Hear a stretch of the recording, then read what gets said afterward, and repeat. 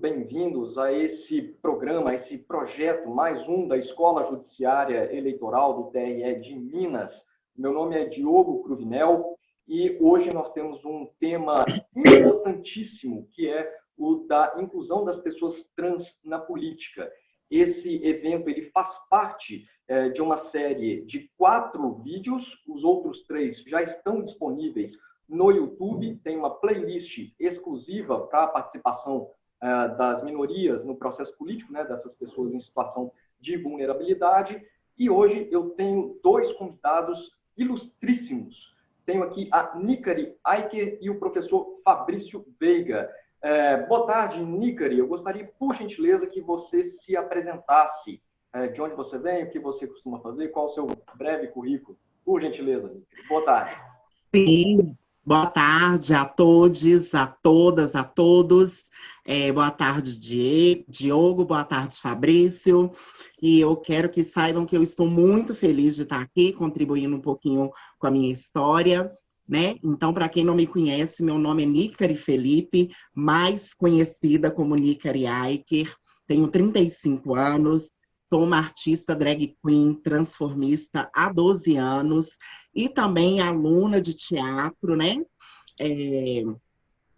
Moradora da periferia, e para mim é uma imensa satisfação estar aqui contribuindo para mais esse projeto, para mais esse trabalho maravilhoso.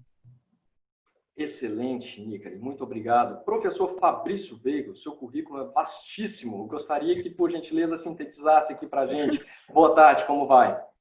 Boa tarde, Diogo Cruvinel. Boa tarde, Nicari. Eu quero primeiro parabenizar a Escola Judicial do Tribunal Regional Eleitoral de Minas Gerais pela iniciativa.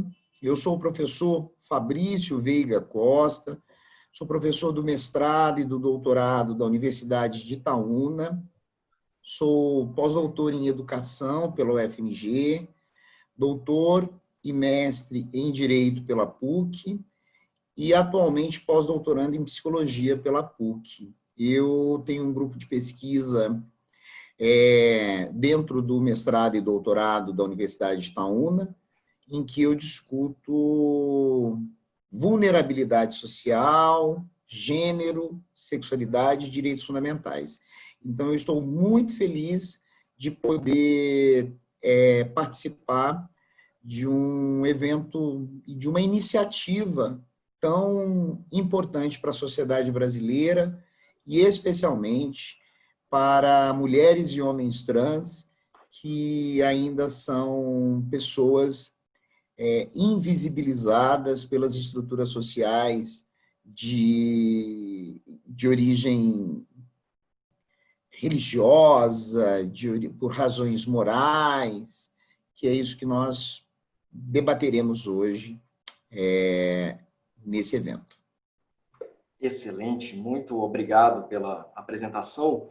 E é isso mesmo, o debate hoje será riquíssimo. Então, antes de dar continuidade, eu queria também agradecer a diretora executiva da Escola Judiciária do TRE de Minas, doutora Roberta Fonseca, por ter apoiado esse projeto, né, de dar visibilidade a essas minorias e essas pessoas em situação vulnerável, né, também ao nosso presidente, desembargador Alexandre Victor de Carvalho, por ter também patrocinado essa causa aí. Então, a nossa discussão hoje, eu gostaria de estruturar a conversa da seguinte maneira, em 3 grandes partes. A primeira delas, para a gente falar um pouquinho aqui das questões de ordem prática, né, o que acontece na realidade das pessoas trans, por que essas pessoas elas têm tanta dificuldade em serem aceitas por uma parcela intolerante da nossa sociedade e o que isso significa na prática. E daí eu gostaria de ter a presença da Nicari aqui com o seu lugar de fala para nos contar um pouco da sua história, né, da sua experiência, que é riquíssima. Queria que ela compartilhasse conosco. O professor Fabrício falando num segundo momento, que seria uma abordagem teórica das discussões conceituais por trás desse problema de inclusão desse grupo de pessoas. E, por fim, num terceiro momento, nós três debatermos possibilidades e sugestões, uma pauta mais propositiva de como a gente pode fazer para mitigar os efeitos desses problemas que a gente vai identificar nos dois momentos anteriores. Então, por gentileza, Nigre, eu gostaria que você falasse um pouquinho da sua história e de que maneira o fato de você ser uma mulher trans, de que forma isso se traduz em problemas reais para a sua vida. Sim, sim, Diogo. Na verdade, primeiramente, eu gostaria mesmo de agradecer, né?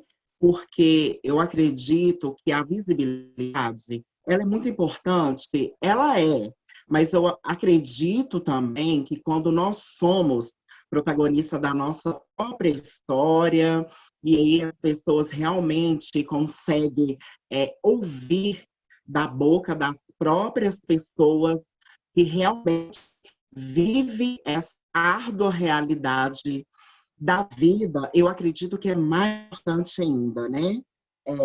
Eu acredito que essa nossa conversa, até mesmo, desabafo, né? É um grande desabafo, porque eu acredito que, infelizmente, na sociedade hoje em que nós vivemos, né? É muito difícil, porque infelizmente, a sociedade gosta muito de nos silenciar. E aí, quando a gente tem a oportunidade desse lugar de fala, desse lugar de presença, desse lugar até mesmo de oportunidades de levar a sua história às pessoas, para que elas venham se desconstruir e passar a enxergar as pessoas como pessoas, eu acho que é muito importante, né? Como eu disse para cada um de vocês aqui, eu trabalho com a arte e a minha arte ela tem um significado muito importante na minha vida. Porque, embora não seja o amor que eu ofereço para o meu público, seja o que eu recebo da sociedade, né? Mas cada um oferece aquilo que tem. Então, eu uso muito o meu trabalho, eu uso muito a minha arte exatamente para isso, para poder desconstruir as pessoas e a minha arma de defesa, né, de luta. E eu acredito que esse alvo ele tem sido alcançado, as pessoas realmente têm tido uma outra visão, principalmente para o público LGBTQI+, em específico a população trans, né? Então, eu acho que é muito gratificante esse momento de estar aqui compartilhando a minha história, de estar presente com vocês, e eu acredito que seja de grande crescimento para todos, né? E aí a sua pergunta foi a seguinte: quais as dificuldades que as pessoas trans encontram nessa sociedade? Eu acredito que se a gente for enumerar essas dificuldades, esses momentos que a gente tem na vida, vai ser conversa para mais de anos, né? Infelizmente, ter que falar isso, ter que reproduzir isso, né? Embora não era o que eu queria estar aqui reproduzindo, queria estar reproduzindo uma outra conversa, uma outra história, mas eu acredito que se é para um mundo melhor, um mundo igualitário, eu acredito que o nosso caminho, a nossa luta é essa mesma, informações, as pessoas procurando entender o lugar da outra e se colocar no lugar da outra também, né? Então, eu acho que isso que é muito importante. Infelizmente, a gente sabe que o nosso país é o país onde mais se mata pessoas trans, travestis. E essa realidade ela é uma realidade muito difícil, né? Muito árdua e muito triste. Saber que a sociedade quer determinar o tempo no qual entre eu e as minhas outras vão viver, isso é muito, muito doloroso, porque eu acho que ninguém tem o direito de tirar a vida de ninguém, ninguém tem o direito de determinar o tempo em que essas pessoas querem ver, sabe, da forma que elas querem ser.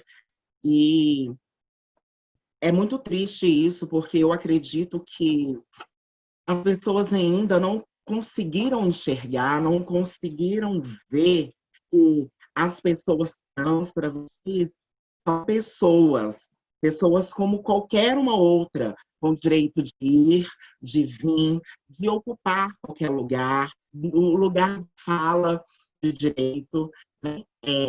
Eu tenho uma família maravilhosa, uma família que me acolhe, que me respeita, que me aceita, que me apoia. E isso, para mim, é um suporte muito grande, né?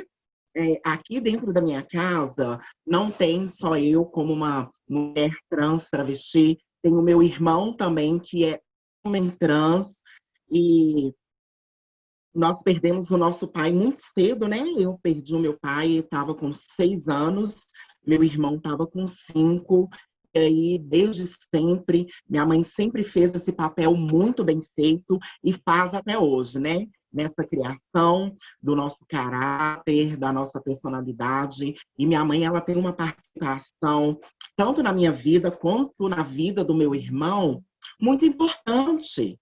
E a minha mãe, ela é realmente o nosso alicerce aqui dentro de casa, né? Mas aí eu fico também pensando, as minhas outras que não têm a mesma oportunidade que eu tenho, pelo fato de se assumirem enquanto mulheres trans, enquanto pessoas, e aí são expulsas de casa, e aí já começa realmente essa exclusão, né? Essa vulnerabilidade mesmo, que é muito difícil. E aí, quando não há esse suporte dentro de casa, aonde vai achar esse suporte? Na rua, né? E aí, muitas delas só acham mesmo a prostituição como a sua forma de sobrevivência, e não é isso que a gente tem que viver. Não é essa realidade que a gente só tem que ter uma opção, né? Claro, deixando bem claro, sim, que a profissão como garota de programa, como profissional de sexo, é um emprego digno, sim, mas eu e as minhas outras não queremos ter somente a prostituição como uma forma de sobrevivência, né? Eu hoje já não vivo mais a prostituição. Vivo do meu trabalho, vivo da minha arte, aliás, né? Que é o que eu gosto muito de fazer. E aí a gente já vê um ponto muito forte dessa exclusão, desse momento mesmo de confinamento, né? Que a sociedade nos dá essa oportunidade de exercer tais profissões que nós queremos exercer. E isso é uma realidade muito triste, muito complicada, porque é muito complicado quando a gente vê que a sociedade realmente ela não nos enxerga enquanto pessoas, enquanto seres humanos. Existe E uma aí isso é uma confusão questão... aí, né, de uma associação mal feita de que se uma pessoa é trans, ela necessariamente tem como profissão algo ligado ao sexo, porque o que distingue Sim. a pessoa trans daquilo que é considerado o normal ou o padrão da sociedade é justamente uma diferença entre como a pessoa se vê em relação ao seu corpo biológico. E essa diferença, ela leva o pensamento de quem não está habituado com essa realidade a associar como se a pessoa necessariamente ela tivesse como profissão algo ligado ao sexo, né? Porque esse é o elemento distintivo daquela pessoa em relação ao padrão da sociedade, né? Isso é bem cruel até, né? Sim. Sim, Diogo, e infelizmente são as próprias pessoas.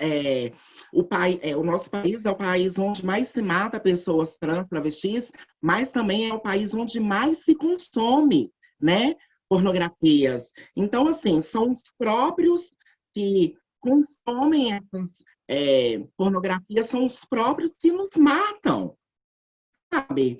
E aí, o novo realmente ele gera um incômodo para as pessoas. E aí, quando as pessoas verem que começam a ver que essas pessoas elas não querem viver dentro desse padrão designado pela sociedade, isso gera um incômodo. Isso gera um incômodo e um desconforto, né? Então, aí é onde vem esses atos transfóbicos de matar.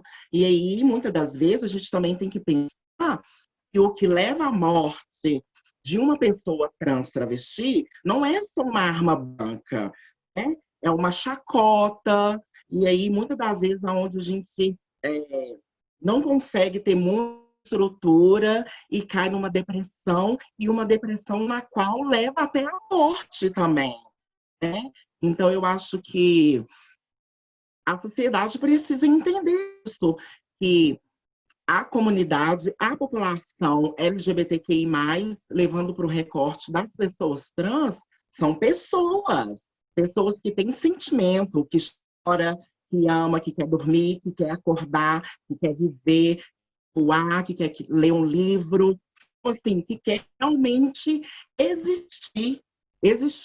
Então, o meu apelo que eu faço muito sobre essa questão, é um direito de nos deixar viver, de nos deixar existir, sabe? E passar a nos ver como pessoas, né? E levar esse, principalmente agora nesse momento de pandemia, é um momento grande que a gente tem para poder levar para esse lugar de reflexão, né? De pensar em muitas coisas. Então, se colocar no lugar do outro, entender a dificuldade dessas pessoas que estão, que têm essa necessidade de serem ouvidas, de serem escutadas. Inclusive, mais uma vez, eu ressalto aqui essa oportunidade de estar aqui, porque eu acredito que a iniciativa que a escola está tendo da gente fazer essa gravação é uma atitude muito importante por dar voz de quem é a voz e dar lugar de quem é esse lugar, sabe? E que lugares e vozes que muitas das vezes nos é tirado. Então, assim, parabéns a essa iniciativa maravilhosa, e por aí a gente vê que realmente essa militância que a gente faz, o trabalho que a gente exerce, ele está tendo reconhecimento e ele está tendo um atravessamento, e as pessoas estão se dando a oportunidade de conhecer essas pessoas que vivem tão excluída da sociedade, né? Excelente. Nossa, muito obrigado mesmo pelo seu depoimento. E essa sua fala ela é muito forte mesmo, ela é muito contundente, até emocionante, e ela nos traz a necessidade de uma reflexão sobre qual sociedade nós queremos. Se é uma sociedade em que todas as pessoas elas têm uma igualdade de direitos, inclusive, uma igualdade de participação em equivalência entre si e em direitos entre si, se a gente quer uma sociedade includente ou inclusiva para esses grupos que historicamente têm sido marginalizados e sofrendo todo tipo de opressão, de todo tipo de violência, extermínio mesmo, né? Além da violência física, a violência psicológica, que leva, inclusive, à auto-exclusão da pessoa, né? E as estatísticas estão aí para comprovar isso, né? Que as pessoas trans, elas não têm uma expectativa de vida igual à das pessoas não trans, né? E aí, como é que a gente lida com isso e como é que as instituições que nós temos para a garantia da democracia e da garantia da estabilidade da nossa sociedade lida com um problema que é real? Porque uma vez que a gente toma como pressuposto que a orientação sexual, ela não é uma opção, ela não é uma escolha, da mesma forma como eu não, ao longo da minha vida, em momento algum, eu fiz uma escolha por ser hétero. A pessoa que não é hétero, uma pessoa que é homossexual, ela também não faz essa escolha, ela nasce daquela forma e ao longo da vida ela se reconhece daquela maneira. Existem vozes na nossa sociedade que querem silenciar essas pessoas, dizendo que se trata de uma questão de opção, e você invisibilizar essas pessoas, você tira de todas as outras a possibilidade de se reconhecerem naquele grupo que é sufocado, é abafado e é excluído. Então, nesse contexto aí de dinâmica da sociedade e de que forma as instituições podem fazer para garantir a democracia e a estabilização dessa sociedade, é que eu gostaria de ouvir agora, então, por gentileza, o professor Fabrício, para nos trazer um pouquinho mais de teoria. Por gentileza, professor Fabrício, como é que a teoria já explica esse problema e essa doença social que nós temos, que é a intolerância, né? Eu farei algo. Antes de falar sobre a questão da inclusão, da transfobia, eu gostaria de apresentar alguns conceitos básicos para a gente entender por que existe preconceito contra, por que o Brasil é o campeão mundial de mortes de travestis e transexuais. E quando eu falo campeão mundial, o segundo lugar, que é o México, em termos de dados quantitativos, ele mata a metade do número de pessoas trans, travestis e transexuais mortas no Brasil. Então, para a gente dimensionar esse contraponto, por que o Brasil ele mata o dobro, ele é o campeão mundial, mata o dobro que o segundo lugar, que é o México, e é o país campeão em consumo de pornografia infantil, de pornografia trans. É o país que mais consome pornografia trans e é o que mais mata travestis e transexuais. E os crimes cometidos contra as pessoas trans não são crimes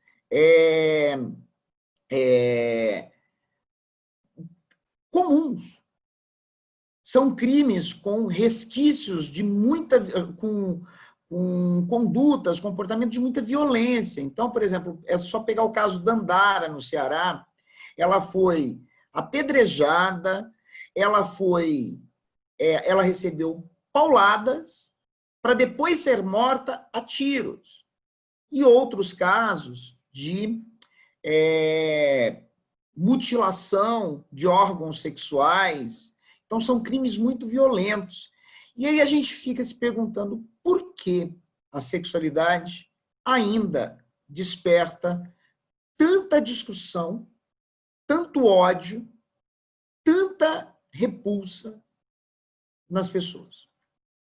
E aí, para a gente entender, do ponto de vista científico, a gente tem que voltar, fazer um breve retrospecto, como que foi desenhada a sexualidade na Idade Moderna. A medicina e o direito, especialmente a medicina, ciências biológicas, ela categorizou a sexualidade mediante a categorização de corpos. E essa categorização de corpos desencadeou o que a gente conhece hoje como binarismo. Tá? O que é o binarismo? Na concepção moderna de sexualidade, nós só temos dois modelos de sexualidade. O sujeito que tem pênis, que é homem, e o sujeito que tem vagina, é mulher. Então, a sexualidade ela foi pensada a partir da genética e de argumentos biológico-evolucionistas de classificação de corpos. A partir dessa doutrina binária, foi instituída uma outra premissa, que foi a heteronormatividade compulsória. Que aí a gente diferencia dois conceitos. Sexo. O que é sexo? Sexo é a definição anatômica. Desejo, heterossexualidade, que é o que a gente chama de orientação sexual. Então, a heterossexualidade é o quê? É uma categorização da orientação sexual de que esse sujeito que tem pênis, chamado homem, e esse sujeito que tem vagina, chamado mulher, eles precisam se relacionar para procriar. E de forma monogâmica.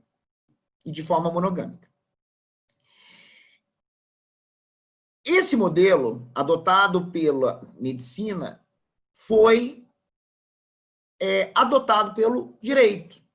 O direito ele também endossa esse modelo de classificação de corpos através da genitália e sistematiza uma doutrina de heteronormatividade compulsória. Tanto é que o Código Civil, por exemplo, de 16, a Constituição de 88, o Código Civil de 2002, sempre falou em casamento ou união estável entre homem e mulher, porque a nossa legislação ainda é binária. E é uma contradição, por quê? Porque a Constituição, ela fala em pessoa humana. Ela não fala em homem e mulher.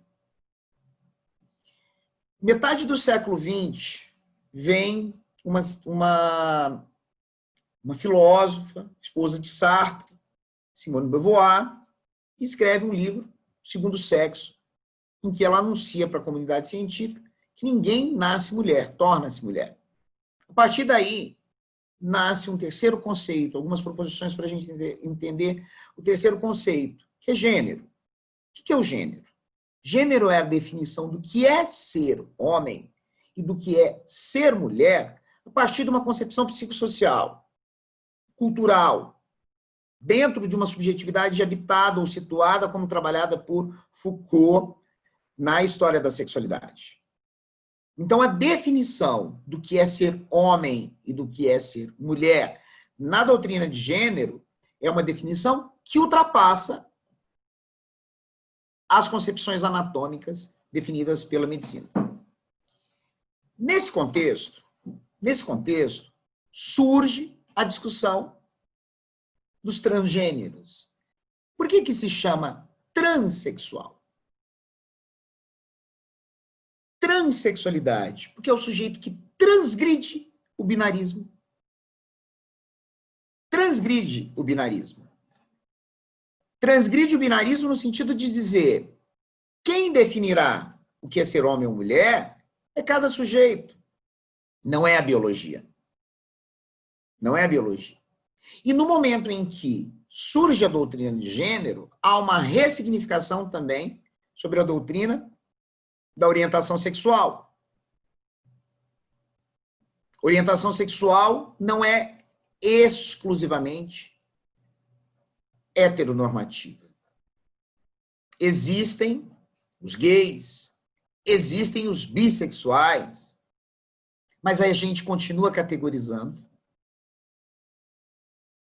Eu me filio a uma corrente italiana, da escola italiana, que trabalha que a sexualidade não é um ser. Sexualidade é um estar. E esse estar se constrói e se desconstrói ao longo da vida, dentro do conceito de subjetividade habitada de cada indivíduo. Alguns optam por viver desejos de uma forma e outros optam por viver o desejo ou não viver os desejos sexuais. E isso é uma questão privada. Quando a gente fala em transfobia, homofobia, por que existe? Porque a homofobia, a transfobia é a negativa do outro através do endolço da doutrina do binarismo e da heteronormatividade compulsória. Quando eu nego o outro, eu o torno invisível. E eu o coloco numa posição de desigualdade estrutural, que é o que Pierre Bourdieu, no Poder Simbólico, e também na Dominação Masculina, deixa muito claro. Escola francesa. E o que é o trans? A pessoa trans. A pessoa trans, o corpo trans é um ato político, porque ele transgride socialmente não só o binarismo, ele transgride socialmente o modelo de sexualidade proposto e imposto pela modernidade e endossado pelas estruturas sociais. Então, a partir desse desenho, a gente consegue entender por que nós temos transfobia. Nós temos transfobia porque nós, enquanto sujeitos integrantes de estruturas sociais, quando eu falo estruturas sociais, eu falo da família, eu falo da sociedade, eu falo do Estado, eu falo da escola. São todos espaços não preparados para receber o corpo trans. Basta dar uma volta com uma amiga trans, eu me lembro, a Nicari, eu conheci como integrante da minha pesquisa de pós-doutorado sobre transexualidade. E quando a gente se conheceu, eu falei assim, Nicari, vamos almoçar na Zona Sul de Belo Horizonte? Para quê? Para a gente sentir o impacto de um homem branco doutor transitando no espaço público heteronormativo, binário, com uma mulher trans, preta, periférica. Os olhares eram do quê? De susto, de espanto, de indignação, de preconceito. Por quê? Porque essa sociedade que estigmatiza o trans, a pessoa trans, é a sociedade que já naturalizou a condição de desigualdade de mulheres e homens trans no Brasil. Já colocou naturalmente essas pessoas numa posição de desigualdade. E como é para a sociedade? Essas pessoas se encontram numa posição de desigualdade, os sujeitos que se colocaram numa posição de superioridade se veem no direito de violentar essas pessoas, matando. Porque a violência física é uma das violências. Nós não podemos nos esquecer da violência simbólica, de olhares, gestos, de falta de oportunidade de emprego, de não recepção em alguns espaços. Então, transfobia é uma linguagem simbólica, verbal, olhares, gestos, comportamentos, atitudes, porque eu não reconheço o corpo trans como igual a mim. Como que isso se reflete no direito? O direito vem e aprova uma Constituição dizendo que todos são iguais perante a lei. O direito vem e coloca como um dos fundamentos da República Federativa do Brasil a dignidade humana, a cidadania, no artigo 1º. O direito coloca como um dos objetivos fundamentais da República Federativa do Brasil coibir discriminações de origem, raça, sexo, cor, idade e quaisquer outras formas de discriminação. O direito coloca no caput do artigo 1º que todos são iguais perante a lei, garantindo-se os direitos fundamentais à liberdade, igualdade, segurança e propriedade a brasileiros, natos e estrangeiros residentes.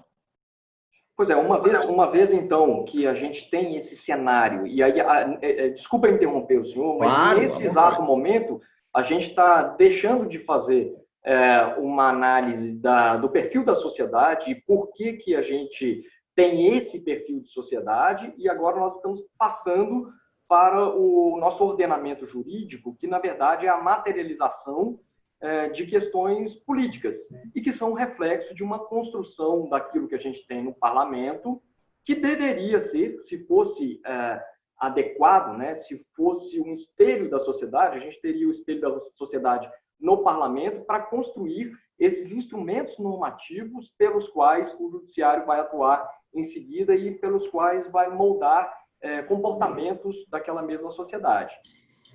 E aí a gente entra no ponto principal aqui do nosso encontro, que é a inclusão das pessoas trans na política, que é o que eu entendo, né, como sendo o capaz de a gente reverter isso tudo. Então, assim, se o senhor deu um relato de que a nossa sociedade se comporta dessa maneira e explicou a origem disso, né, no sentido de uma parcela da sociedade se sentir superior e se sentir à vontade para hostilizar uma outra parcela da sociedade, será que não condiz isso com o que nós temos no nosso parlamento? Ou seja, a produção legislativa ela não está coerente com esse tipo de pensamento da sociedade?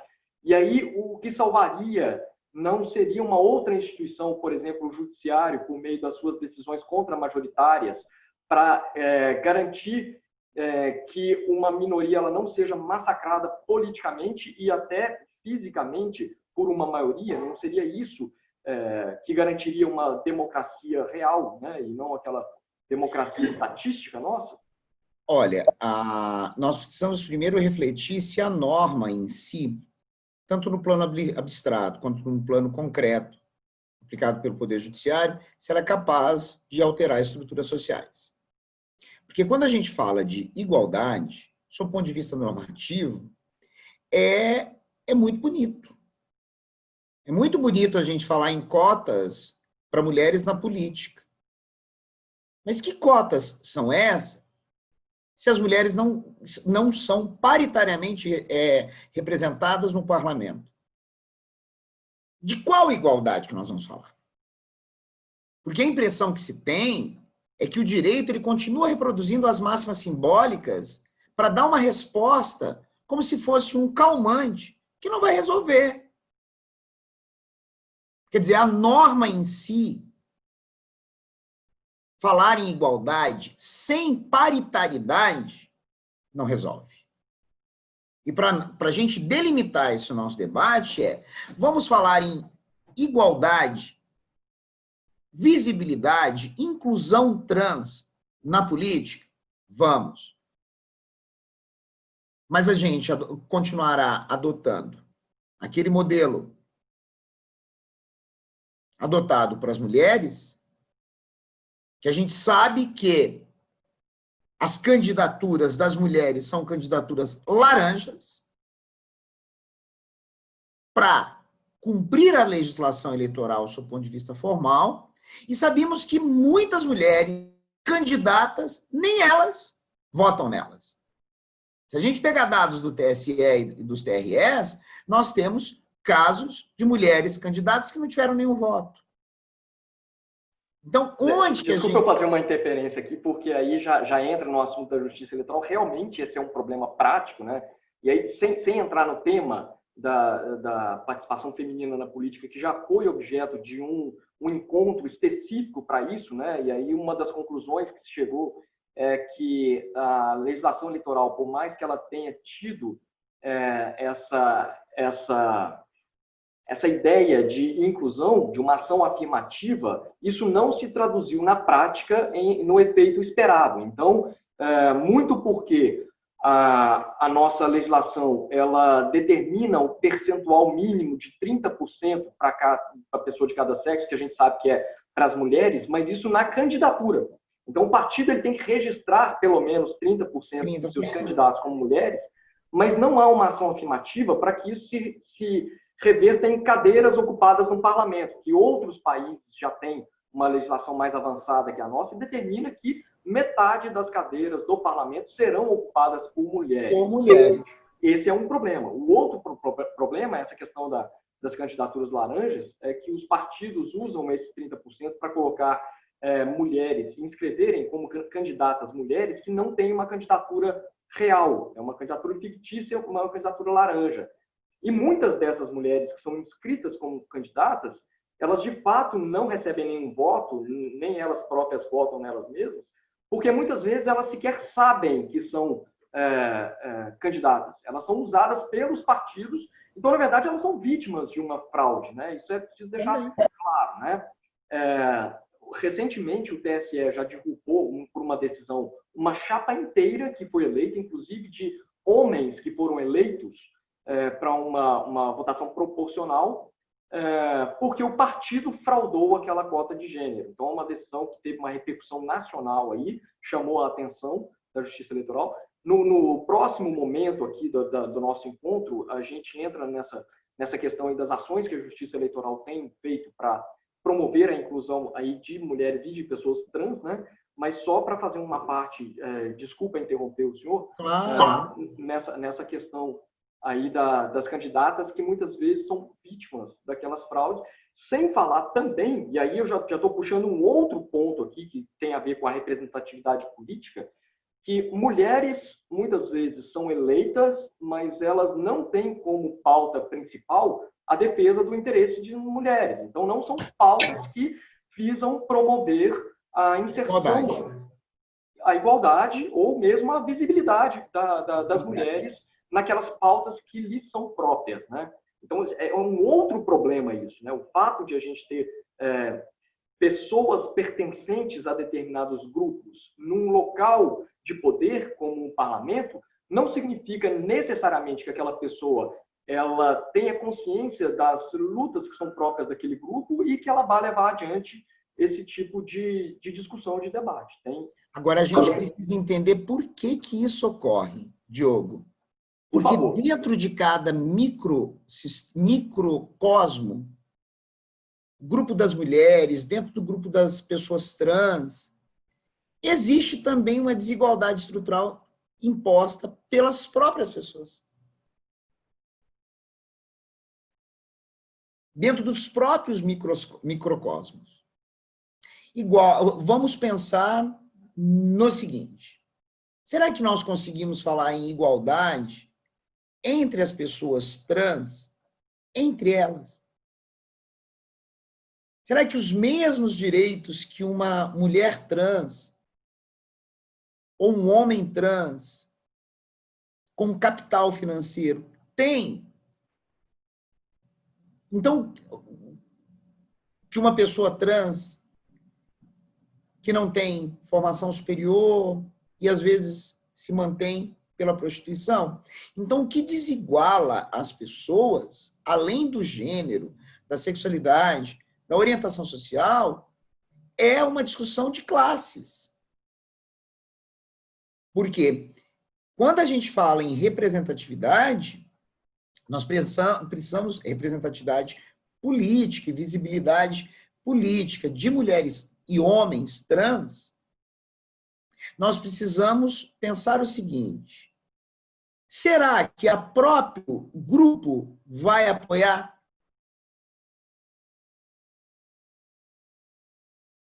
Quer dizer, será que a sociedade, como que essa sociedade heteronormativa, fundada em padrões binários, enxergará as candidaturas trans?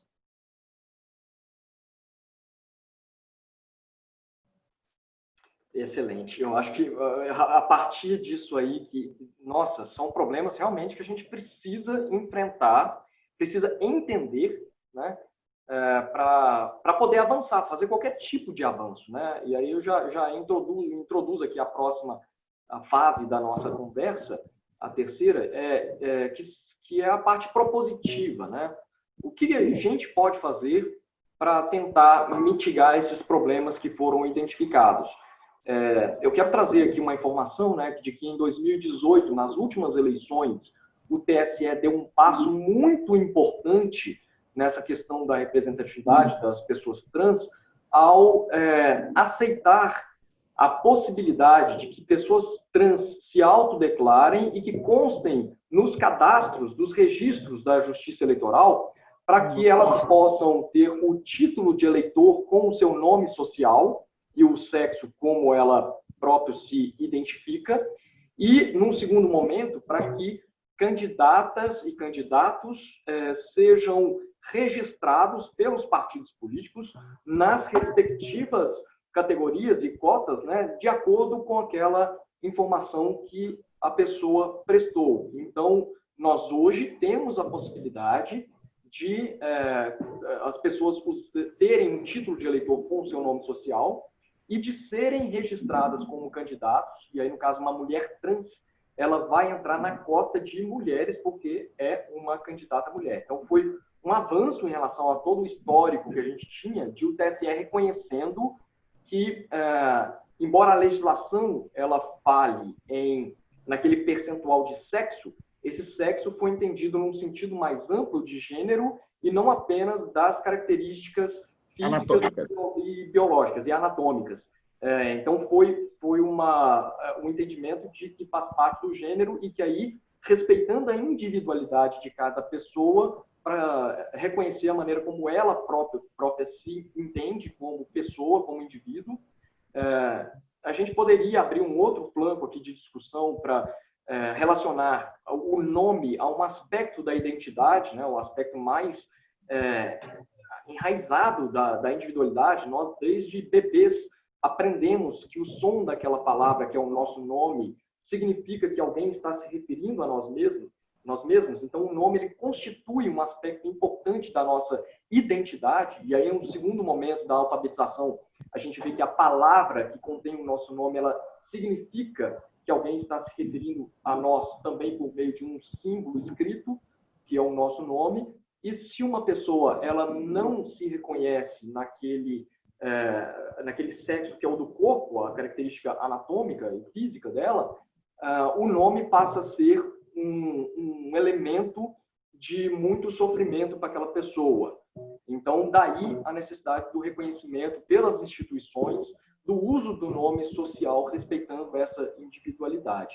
E aí eu gostaria de saber da Nicari, o que você acha, Nicari, sobre essa proposta não, já é uma realidade, né? Essa medida da Justiça Eleitoral, e de que forma isso pode ser ampliado para favorecer a inclusão das pessoas trans num espaço de poder e, mais do que isso, num espaço de discussão política. Sim, sim.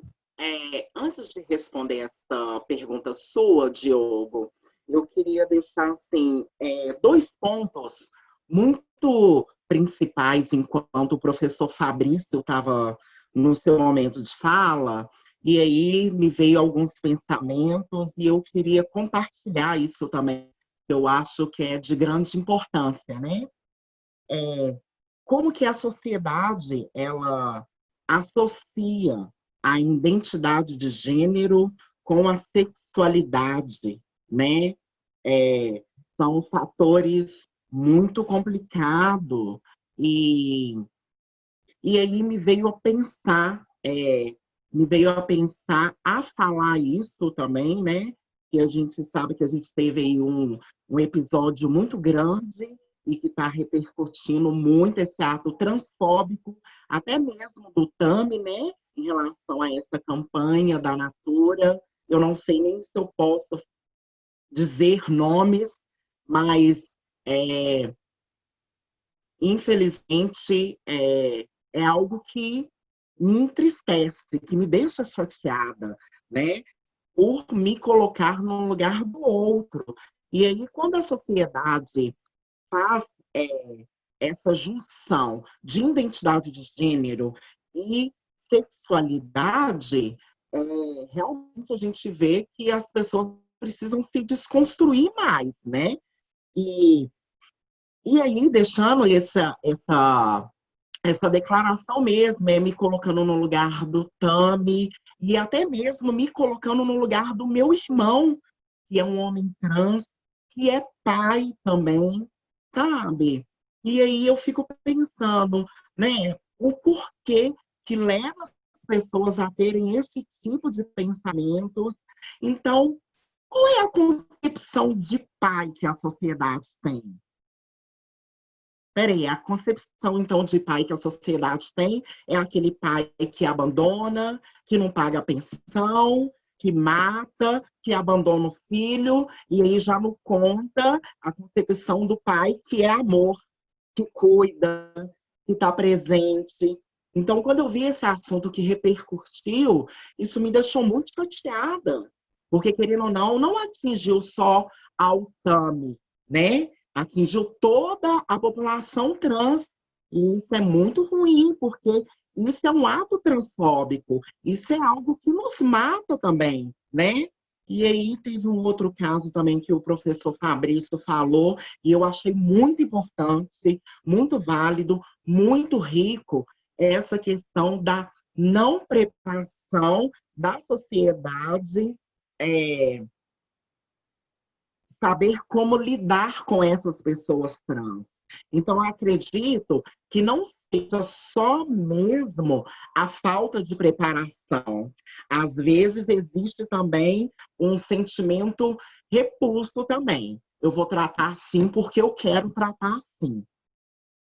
Então, realmente é um ato muito um crime muito transfóbico, que é o não querer reconhecer as pessoas enquanto pessoas e deixar o meu ego, a mim posso falar mais alto, então eu vou tratar essas pessoas assim, sabe? Então não existe só essa falta de preparação, não. Existe falando no nosso mundo das pessoas trans, existe um recalque mesmo. Então eu vou tratar dessa forma é porque eu quero tratar assim. Então eu acho que isso é uma forma muito muito importante que leva as pessoas a refletirem mesmo. E aí, já respondendo a sua pergunta, eu acho que o ponto principal é saber reconhecer essas pessoas enquanto pessoas, né?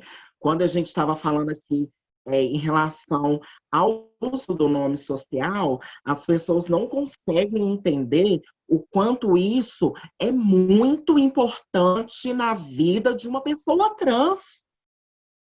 É muito importante quando você chega no lugar e uma pessoa te pergunta: qual que é a forma que você quer ser tratada? Sabe? Eu acho que isso é muito importante porque eu acredito que isso não é só para as pessoas trans, mas para qualquer pessoa que existe no mundo. Eu acredito que no lugar onde você vai e você não é bem tratado, tratada ou tratades, você não vai querer voltar mais nesse lugar.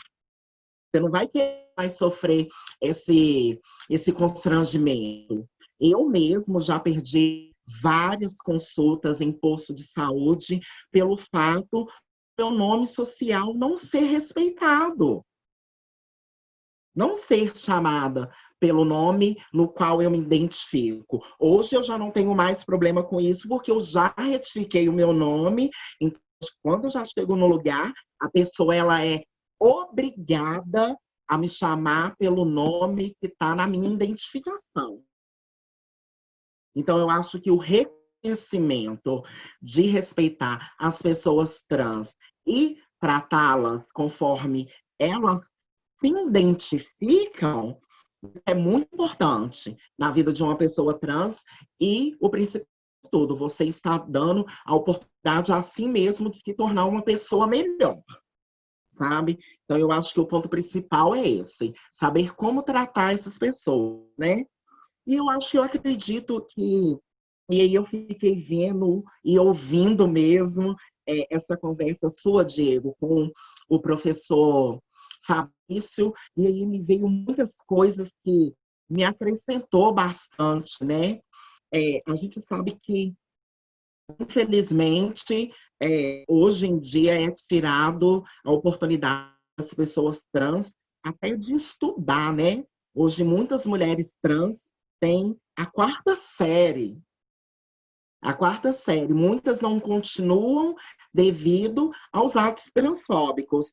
E as outras que continuam é porque colocou mesmo essa determinação que quer ir, independente de qualquer transfobia, quer alcançar seu objetivo, assim como eu, né? Tive a oportunidade de formar no ensino médio e compartilhei isso com o Fabrício, que eu tenho um grande sonho, sim, de fazer uma faculdade de serviço social, mas eu fico pensando também agora, será que vai valer tanto a pena ir para uma instituição de ensino particular e ficar sofrendo todos os dias atos transfóbicos, né? Então aí já vai um ponto que que nos mata também, né? E aí, pensando muito nessa conversa sua e do Fabrício, e aí quantas coisas me acrescentaram dentro dessa questão mesmo do TRE, né? Várias informações que eu não sabia, e aí que veio agora e me acrescentou bastante, mas tudo isso devido à falta de oportunidade que a sociedade me apresenta. Essa falta de oportunidade de entender várias coisas, sabe? E que me acrescentou bastante, e eu agradeço, mas eu acho que a gente já tem um ponto principal a partir daí, né? Essa cota, porque não incluir mesmo esse lugar de direito dessas mulheres, mulheres que têm muito a mostrar, mulheres que têm muito a contribuir, mulheres que têm muito a ensinar, e rever mesmo uma forma de como a gente pode organizar mesmo essas questões, tanto da presença dessas mulheres, sejam essas mulheres cisgêneras, sejam essas mulheres trans, sejam essas mulheres travestis, transexuais. Então, assim, eu acredito que a gente pode se organizar assim e dar esse lugar de presença mesmo a essas pessoas. Ótimo, ótimo. Muito, muito importante isso mesmo, né? Então, se fazer representada por si próprias e não por intermediários, né? E às vezes por intermediários que não estão muito afins de levar essa pauta adiante, né? Professor Fabrício, e o senhor, como é que o senhor vê essa questão aí? O que a nossa sociedade pode adotar como medida para fomentar e mitigar esses problemas que a gente está percebendo aqui?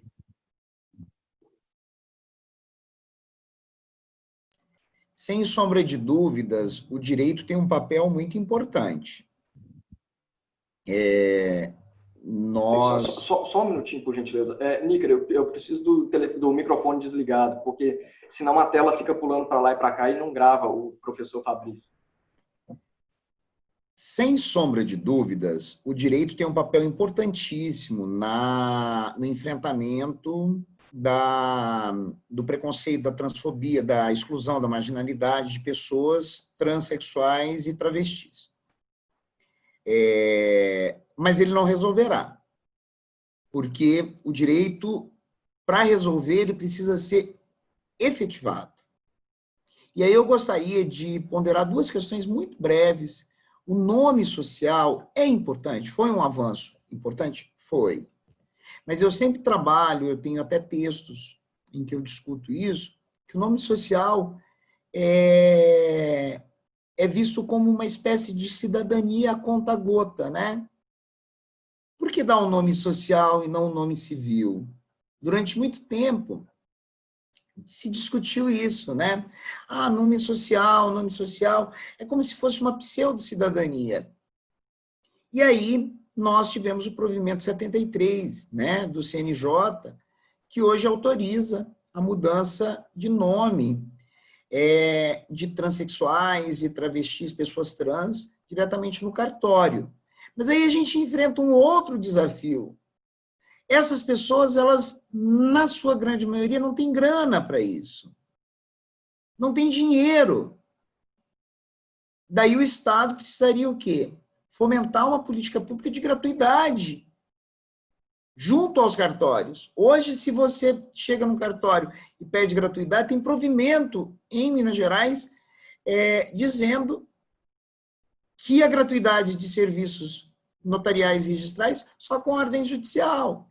Você faz um pedido, diante da negativa, você aciona o judiciário para conseguir a gratuidade e aí você acaba judicializando essa questão.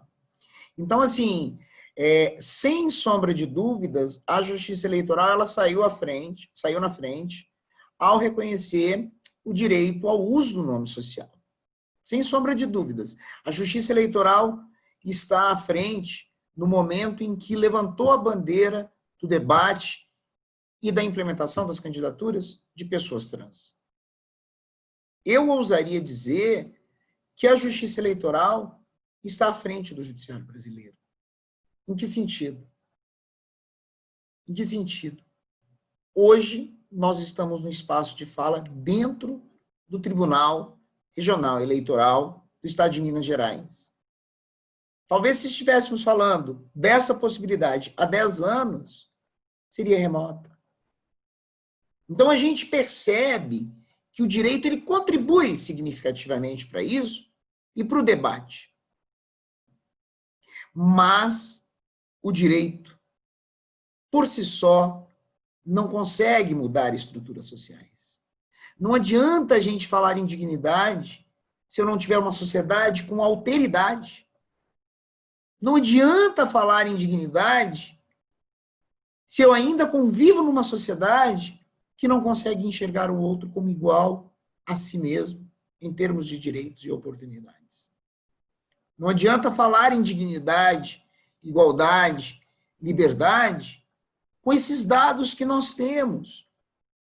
Um país que mais mata transexuais e travestis e o país que mais consome pornografia trans no mundo, disparadamente.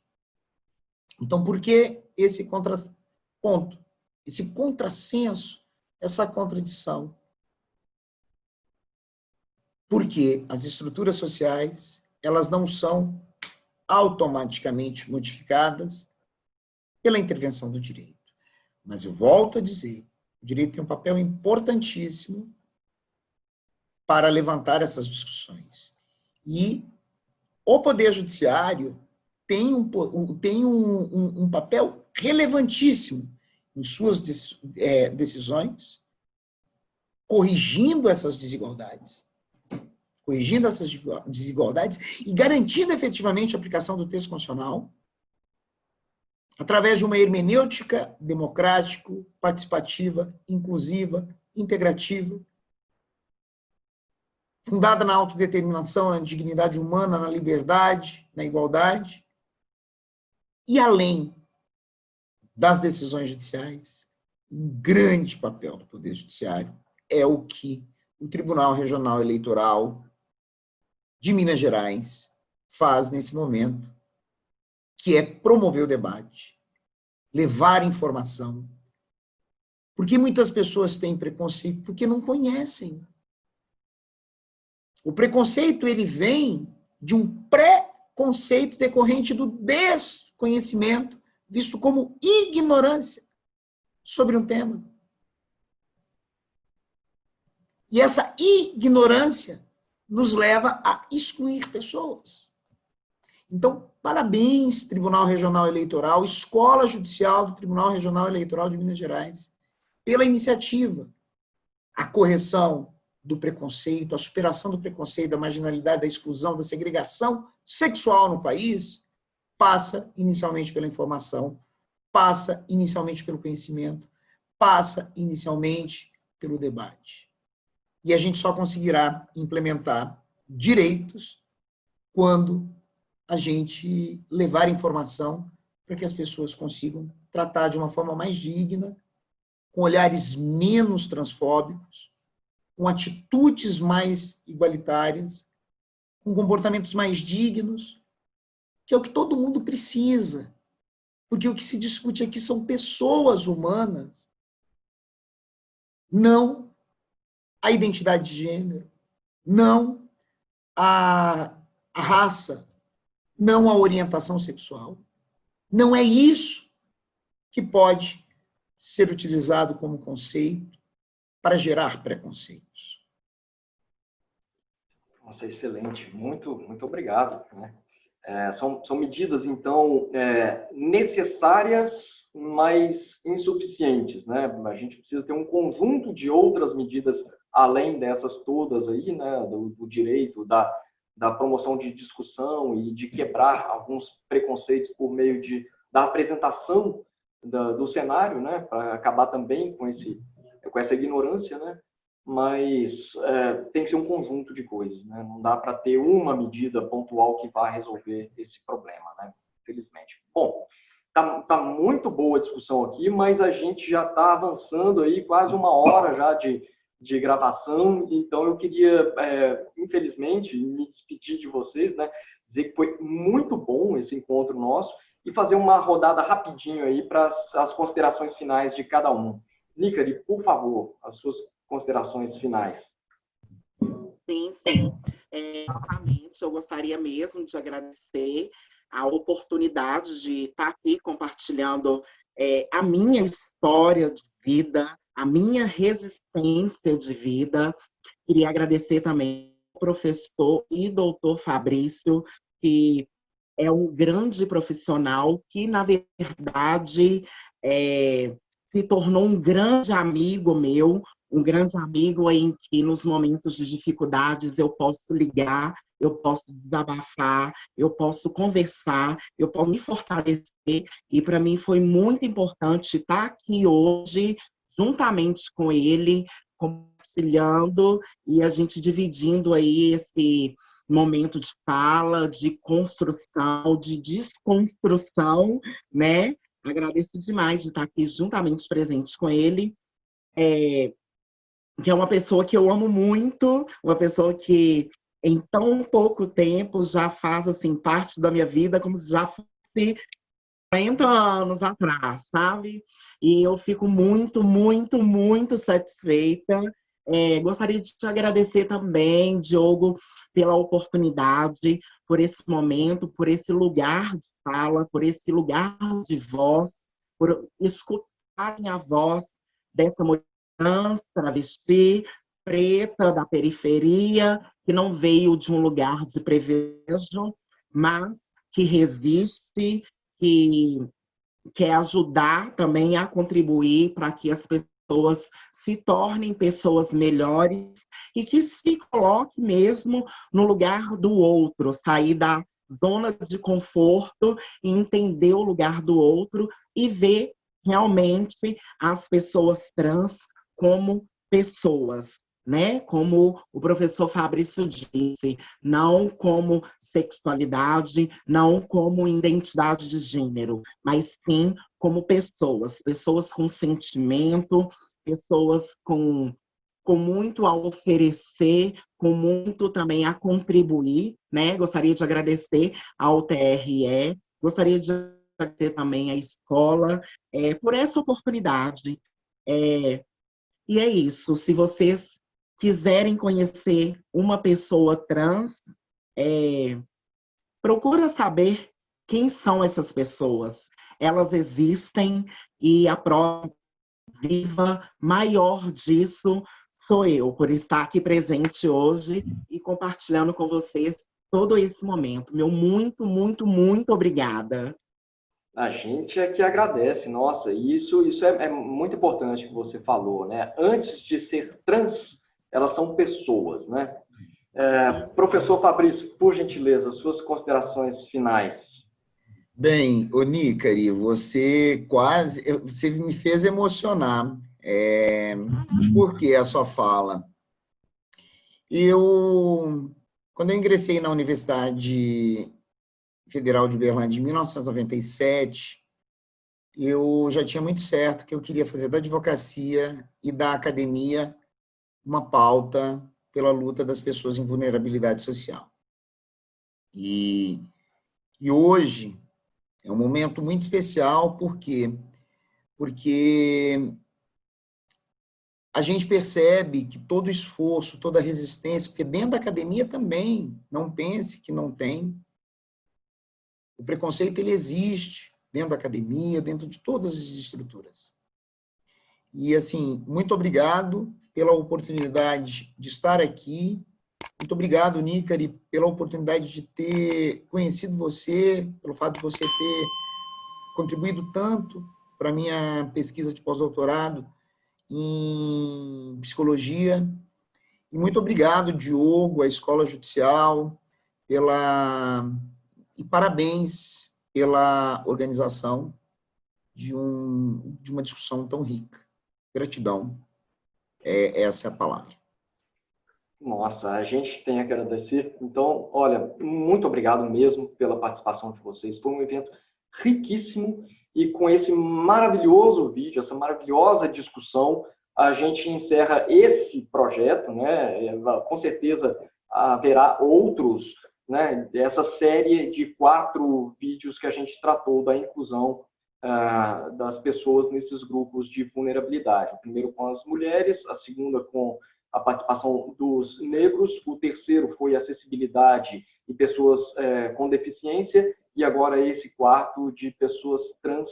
A gente fecha esse ciclo, que venham os próximos e vocês sejam bem-vindos também, já estão mais do que convidados para participar de outros eventos. Passando essa pandemia, espero que a gente consiga viabilizar algum tipo de evento presencial.